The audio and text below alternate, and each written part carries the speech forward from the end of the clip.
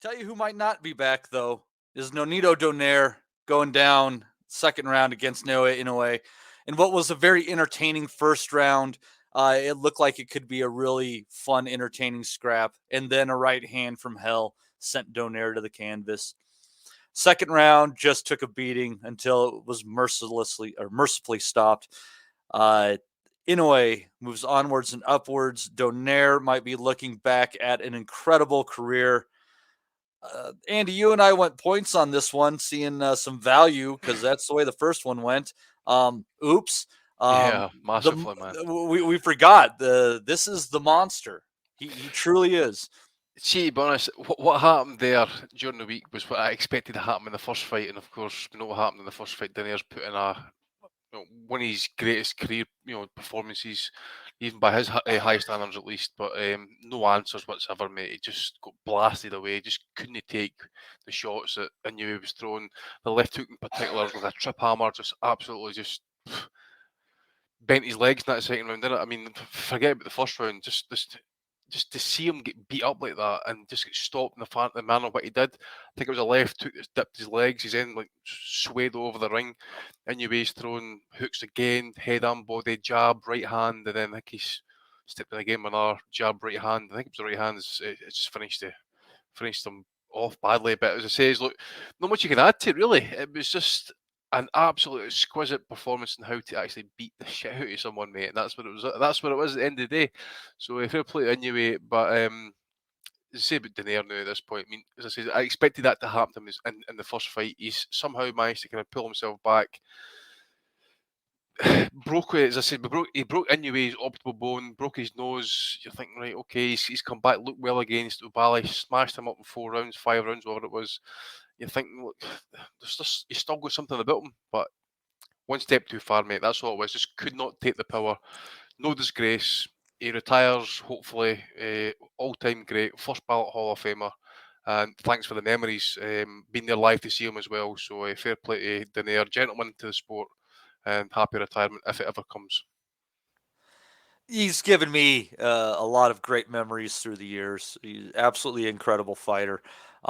And when you look at him, working to get back down to 118 later in his career, you kind of wonder if he was phoning it in the middle there when he didn't look so hot, and what a little extra effort might have given him. But Donaire, absolutely incredible fighter, second greatest Filipino fighter of all time. But as far as Inoue goes, Steve, last week we were having a discussion where how high can he go in the weights? Well, clearly it's at least one more with this power. That's a given. Talking about unifying the belts, I think the only one that's left is Butler. Um,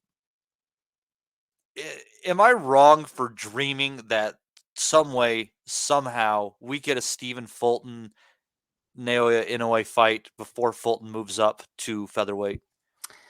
I don't think so. Fulton's just a big guy, and he would present Inoue with a lot of seismic problems if he were to move up. But I just don't think the time scale and the time frame is going to be there for that. I think Fulton is busting at the seams, and he's going to move up. So if Inoue does move up himself, he's going to have to fight somebody else. But yeah, it would be a dream fight between him and Fulton, because this is just another incisive, devastating display from Inoue. Exactly what I wanted to see him do. Nonito Donaire, you mentioned there, I've seen him live as well, the time he fought Frampton in Belfast. He has nothing left to prove.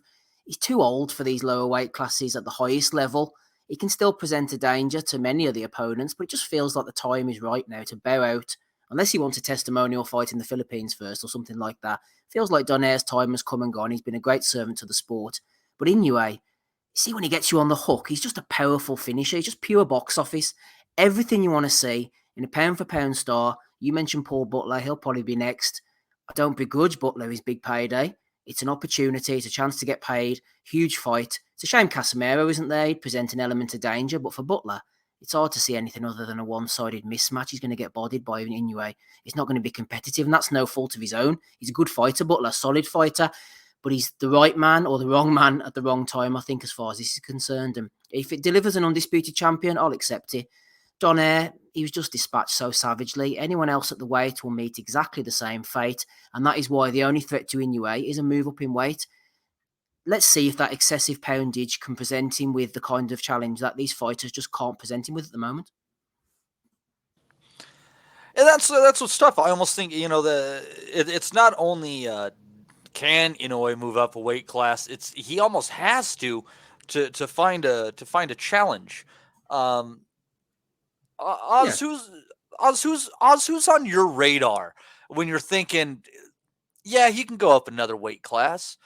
Who is there that you're actually kind of indecisive at least about who might be the victor? Do you mean in general, sorry, or do you Yeah, mean in I mean, regards? you're thinking about 122-ish. I think he cleans that 118. So let's jump up a weight class. Who do you see at Super Bantam that actually poses a threat to this machine? You've got to say Fulton without a doubt will pose problems. I mean, I think from Lewis Neri is a big guy as well at that weight, but A, can even make it, but B, I mean, he did get chinned off Brandon Figueroa. I think naturally, what I've always said about these weights is that particularly at the smaller weights, 2 or 3 pound is massive, absolutely massive. It's not like a cruiserweight or a heavyweight having 4 or 5 pound on his opponent. At the smaller weights, it can make all the difference. That saying, I don't see him, going up to super bantam and him losing, quality attributes. Is he going to lose his power? I can't see him not being able to hurt people the weight above. I was actually looking, if he was to go up, I assume he would be able to go up and technically, if the WBO make him some sort of champion, he can go up and immediately fight for their world title at the weight above. However, I don't think he'll do that. I'd be looking at a fight maybe against Daniel Roman for him. I think that'd be, a very good yard. No, I say yardstick. It's not offensive to Roman, but there's no point in Inoue messing around. Like when Usyk went up to heavyweight and he fought that big fat bimbo, Chaz Witherspoon or something like that. It was just a waste of everybody's time. I don't think Inoue needs to do that because he's quite active, and I see him going up and taking, a more than solid test. Maybe a Marlon Tapales or something like that. Well, Having one fight there. Roman, you talked about Roman. Stopping Roman, that's a statement. He's Exactly, durable. and He's been in with the best. Yeah, and he's good as well. By the way, he's only lost to the best. So he's a very good fighter. I mean, there's other fighters, that there'd be some interesting tests. I mean, he's a big sell, that's for sure. I think Fulton is the one who naturally presents, the bigger problems for him, and that's because, we're talking about him being on, Fulton on pound for pound lists, but also as well the size issue as well. He's a big guy and doesn't lose, he doesn't drain himself to make the weight and lose, qualities like we see some other fighters do. So I certainly think he can definitely go up to super bantam. And there's no reason as to why he can't win a world title as well at that weight. He's too good not to. And there'll be fighters who'll get their hands on a belt who he will be more than good enough to beat. The Butler fight, I think I agree with everything what Steve said, in a sense that it will just be a one-sided mismatch. Actually, he could fight Paul Butler tomorrow, given what, he took no punishment really whatsoever in that Donaire fight. He could fight Butler tomorrow and he'd chin Butler probably exactly the way as to what he did to Donaire. That will just be a one-sided mismatch. The Casemiro fight, it's a shame that won't happen. And I don't even think we see that at the weight above either. But he's a quality fighter. I called the stoppage last week, but I didn't think it would happen after 2 rounds. I thought it was going to be a massacre when they both announced what gloves they'd be wearing, and you knew the fight wasn't going to go the distance when they both had puncher's gloves on. And in a way, his qualities and power just told in the fight. Donaire just couldn't take it whatsoever. And there's no shame in that. We went into depth on Nonito Donaire last week. what a fighter and what a career he's had. If he does have one more fight, it'd be great to have him a homecoming. But for me, he's nothing to prove, and he should walk away. He's got his health intact. Arguably one of the most loved fighters in the sport. You don't hear anybody say a bad word about him, and he can walk away with, his head held high off the back of a fantastic career, and hopefully more than financially secure as well. Oh, I think so. I think he's done really well. That wife of his seems to keep him in line, more or less. So, best of luck to Nonito Donaire and whatever he decides to do, because that man has given us some fantastic memories. And Inoue is building up something similar. Lots of great stuff coming from him. I hope there's a lot more to come. Right, boys, let's get on to Inoue Donaire. Then took place, was it Tuesday, Wednesday? God knows anyway. Inoue getting the win. I was going to go for points, and then I was persuaded on the pod, Danny, by listening to everybody else's analysis to go for the knockout, and I thought it would go late, but it didn't go late at all. Inoue got tore straight into him, learned the lessons of the first fight, bang, bang, got rid of him, exactly what he needed to do. I thought he looked amazing. Yeah, stunning. I just wonder whether that last fight, obviously took a lot out of the pair of them, but I just wonder whether it took more out of Donaire than it did Inoue, because obviously Inoue being the fresher man, that was almost, to me, that fight for Inoue was almost like a learning fight for him, having to sort of like, suck it up and grit through it with the injuries that he gained from that. And I think that just made him even more determined to kind of not hang about this time and to look at the first knockdown. You can quite obviously tell from that he learned from that first fight and the first time they engaged, and obviously just showing that faint right hand jab and then swinging a left hand over the top, or was it the other way around? I can't remember now, but yeah, it was beautiful. It was just, like I just love Inoue. Like I was saying to the guys in the chat, I just can't get over the fact that I see him in Glasgow that time in in person. It was unreal, and to see him blast another person out like in that fashion is just, well, like you boys were talking about the other night. Where does he go from here? Obviously, I think he's got to step up to the next weight class. I mean, I'm not interested in the Paul Butler fight one bit. We all know how that's going to end up.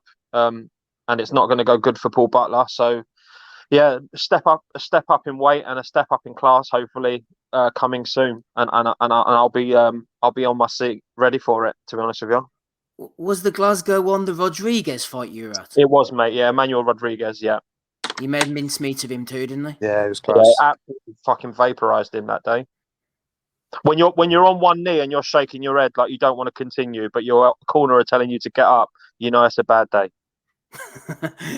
Joe, I don't know what time you saw it, but no doubt you caught up with it as well. But I mean, we're looking at the Paul Butler fight now. I don't begrudge Butler his opportunity. He's kind of inherited this belt. He's always been a good, solid champion.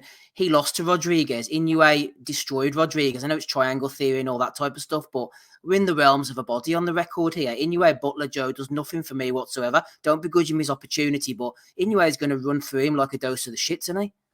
Yeah, absolutely. Yeah, it's an unfortunate thing that people are kind of obsessed about collecting belts now. So it makes the Paul Butler fight natural. Whereas if Paul Butler didn't hold a belt, this fight would make no sense, and it doesn't really make much sense why Paul Butler holds a belt. So, it's a tough one to justify, but I just love watching them fight, And even though Paul Butler is going to be like a lamb to the slaughter, it's still going to be pretty cool to see Inoue throw shots together, because I think technique wise, and I think he's just electric to watch. And just, bring it on. I think we're going to have it'd be tough trying to find a Paul Butler train for that fight, but I want to see. There's not much at 118 for Inoue is the only thing, It's not like he's screaming. Like, there's not another opponent out there that you're kind of screaming at, like, fight him next. So people are saying 122, the Fulton fight. If it's Butler then Fulton, absolutely sign me up. Fulton's a big old unit, though, isn't he? Yeah, I think that's a tough fight. But who else is there at 118? I guess he just dominate and kind of beat the top guys. I wouldn't be against that either. Yeah. Ted, Danny Young there saying in the chat, Inoue has one of the best left hands in boxing. If he gets you on the hook, he doesn't let you off. He hurt it Donaire. He had him running around on jelly legs all over the place. He doesn't mess about. He just gets rid of you. I love that. Nah, yeah, the right hand ain't too bad either. As you showed at the end of the first. But yeah, I just like the way you just stalked him after he knew he was there for the taking. He barely wasted a punch, did he? He was efficient. He didn't rush in after every punch he landed. Hard punches. He didn't give Donaire any time to breathe. Well, I had Donaire in the Inoue stoppage in the prediction league. I was hoping you stayed on the points. I would have gained a point on you there, but yeah, I think I didn't realise the last fight was 3 years ago. Well, 2.5 years ago, basically. It was in 2019, and Donaire's 39 now. So he's yeah, like I said last week, I could only have seen it going one way. I didn't expect it to go that quick, but yeah, great performance from Inoue. I wouldn't mind seeing the Butler fight because he wants the undisputed, but he's got to be a quick turnaround. I don't want to see this waiting like 6-9 months. I wanted to get him out again. He's only gone 2 rounds there, so hopefully in the next 4 months or something, get him out again, get that done, and then move up. No, I agree with you, Ted. Even though it's a unification and it'll have its place, he'll have the 4 belts, then just get on with it. That's the thing these days, because only fighters fight once or twice, 3 times if you're lucky during a year. Sometimes, even though it's a unification, like I said, and that's a bit of a disingenuous thing to say about Butler, but just get it over and done with. Get rid of him, get the belt, and just move on straight away, Ted. It doesn't feel too bad then. No, that's it. I completely agree with you, mate. It's only going to go one way, that fight, so just get it over and done with and move on. Yeah. Justin Donaire, he's getting on a bit. He'd had a few wins over inexperienced opposition. Well, I suppose Ubali's not really inexperienced, but Gabalo, we'd already thought he'd lost to a former Inoue victory in Rodriguez. He's nearly 40 now, Donaire, and he's been up and down the weights. He just showed the long, hard career just catching up on him. And Inoue, like I said, once he gets here, the power's just too much. Yeah, so I was going to say, like I said, almost like straight after that fight, I want Donaire to hang him up now, and I think he should be put into the Hall of Fame almost instantly. He's been such a what can I say about him? He's been brilliant for the sport from start to finish. And you think of all the people that he's fought in his long list of fights, and he's had some tough fights, fought some classy operators, and has always come out dignified. You know what I mean? He's never badmouthed anyone. You know, he's always never cheated on drugs or anything. Always been in tip-top shape and all the rest of it. He's just excellent. I think we should let him have his time now. Applaud him and hopefully see his name up in lights somewhere soon. Well said, Danny. Completely agree with that. Let's see if we can get Justin back. Justin, is your name up in lights? You back with us? I'm not sure. Can you hear me now? We can hear you absolutely perfect. Go on ahead. Here, Justin, let me say something to you, right? If Casimiro is still the WBO champion, if he hadn't been messing around, God knows what he's up to at the moment, I wouldn't mind that, actually. Inoue against Casimiro would feel a bit more palatable to me. Yeah, because Casimiro would, you don't think he would win, but it would make the fight better because you would know that Casimiro would. Danger. Yeah, he would try. Casimiro, yeah, you're right. He would have that ability. He could pull something off. Butler, it's like, there's no chance of anything. He can hit him I think Inoue could stand there and tell Butler to hit me as hard as you can, and he still couldn't stop him. It's just one of those deals. He'll have to fight. What I was saying before my mic went bad, did anybody else notice that Donaire kind of had like the old man body? Like it just didn't look like he was. Maybe it's just me. It didn't look like he was all like cut as a guy at that size should be. He just kind of looked a little bit fleshy, right? Yeah. He had that kind of like. As soon as I saw that, I went, "This is not going to go long." Because Donaire, he looked old, and a lot of people, they keep talking about the first fight, and I think Donaire is going to push him, and this is going to be a really good fight. But like you said, it was almost 3 years ago. A lot has happened in almost 3 years. If the fight had happened like right after, it'd have been different. But I just think Donaire, he looked old. I think it's time for him just to move on. I think he's had a great career. I'd retire if I were him. He's got nothing else to prove because, like I said, what's next for him? What else could he do? I mean, there's nothing else for him to really do. There's no belts. he would have to go down or go up. And you've seen when he goes up, that's not a good idea. So I think it's just best for him just to retire. And like you said, I wish Casimiro did have the belt. It would have been a better setup. But Inoue is going to beat Butler. I mean, Inoue could have just fought Butler like 20 minutes after that fight ended, and he still would have beat the crap out of him. He could have just waited for him to come. I mean, he could have fought them both the same day, and it probably would have been easy. But Butler got a free belt. I mean, he didn't do anything to earn that belt, and he's going to get paid for it. And good for him. I mean, that's the way it works. Look how many people over the years have gotten a belt they didn't deserve, end up getting a huge check for it. That he's the next one in line. He's going to get a decent little check, and then that'll be the end of it. We won't see him anymore. But why are they always Joe G fighters? Yeah. Yeah, that's true. Well, Joe G might be getting a good payday. One thing I was going to mention to you, Justin, was we mentioned this briefly on the podcast last week. Whenever Donaire moved too far up in weight, I think it was up to featherweight, he didn't look too great.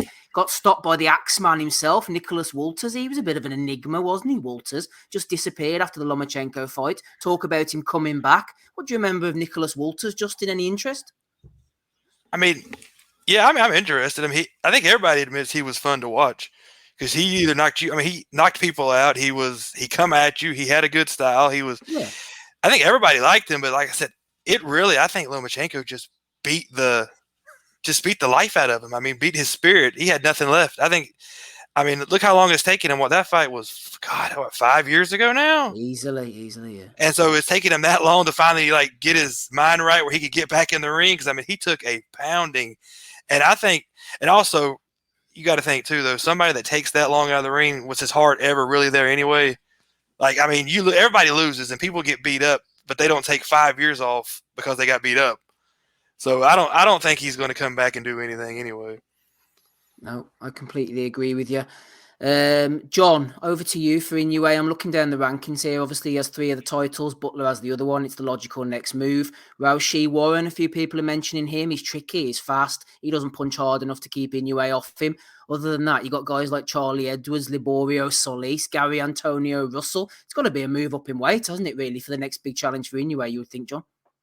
Yeah, definitely. And like in fairness, I think the Paul Butler fight is, as everyone said, is pointless. He'll probably smoke Paul Butler in under a minute, like he'll destroy him. But in fairness, if he, like as you say, there's not many other names at bantamweight anyway, so why not fight for the WBO belt if you're going to stay at that weight? Russell mightn't be a bad fight with it. I don't think I've seen much of that Russell. He's decent. That would be a good fight. Yeah. Probably a bit early for Russell, though, is it? He's not. I don't think he's that. He's very green. He's a Showtime PBC fighter as well, so that adds added complication. And I think you probably have that complication with Stephen Fulton as well. You know, if he was to move up, if he was to move up to super bantam, I don't think it would be Fulton next. Who knows? But maybe a Daniel Roman or something like that. It wouldn't be a bad fight. I wouldn't be against the Casimiro fight even without the belts. To be honest, it's still more interesting than Paul Butler. But he was electric the other day against Donaire. He's kind of like, he's so good to watch. Like sometimes when you watch fellas just knock out overmatched fighters, it gets boring. But like in a way, he's outstanding. And just echo what everyone else said. Hopefully Donaire hangs him up now. He's had a great Indian summer to his career, Donaire. Remember when he got knocked out by Walters, thought he was done. I know it was at featherweight, but he just kind of felt like towards the end of his career. And I remember he came over to Belfast, Steve, didn't he, to fight Frampton? Yeah, that's right. And I was at that, yeah. Aside from, I think he landed a big shot in the 12th, Frampton kind of took him to school in a lot of ways, didn't he, if I remember correctly? So he's kind of come back and moved back down a weight, had to, become world champion again, and gave Inoue probably the hardest fight of his career.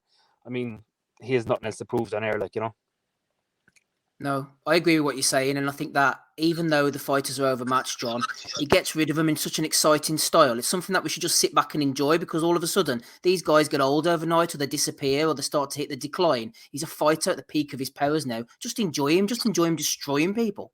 Absolutely. Someone actually, I saw the other day comparing, he's like the closest thing to what Mike Tyson was back in the day. You're just like, can't wait to just watch him destroy somebody, So yeah, look, if he does stay at bantam for a while, who cares? Just watch him like steamroll through everybody. The Fulton fight is probably a bit of a fantasy anyway, because you can potentially see Fulton at featherweight as well in the not too distant future, I'd say. What about Inoue's weight? I don't know if I asked you this last week, John. Apologies if I did. What do you think his ceiling is weight-wise? I probably super bantam. I don't know. Like, he might beat some featherweights, but I mean, what did he started out at light fly, did he? Yeah. What age is Inoue? Approaching 30? 29, I think. Yeah. Yeah. Yeah, probably. He's only 5'5" as well. Yeah. Some big featherweights, aren't they? Exactly. Like, yeah, probably to watch him at his elite level, probably super bantam, I'd say. What I thought was he was absolutely sensational. There's fighters in boxing that have got incredible speed, and there's guys that have got phenomenal technique and devastating power. Maybe if you're really lucky, you'll get someone that's got 2 out of 3. But there's only one guy that's got all 3 of those things, as far as I can tell, and it's Naoya Inoue. I just thought he was so fucking good against Donaire, who's one of my favourite fighters. He's a guy that I've watched for the last 10 years or so, and been so impressed with him. Like, probably the last time, and people have mentioned it already tonight. The first fight they had, it was 2.5, 3 years ago, and realistically at that point I thought what happened on Tuesday was going to happen to Donaire the first time, but he managed to pull out a tremendous performance, in the first fight. But Tuesday, I just felt like he was going to be on another level, and that's how it turned out to be.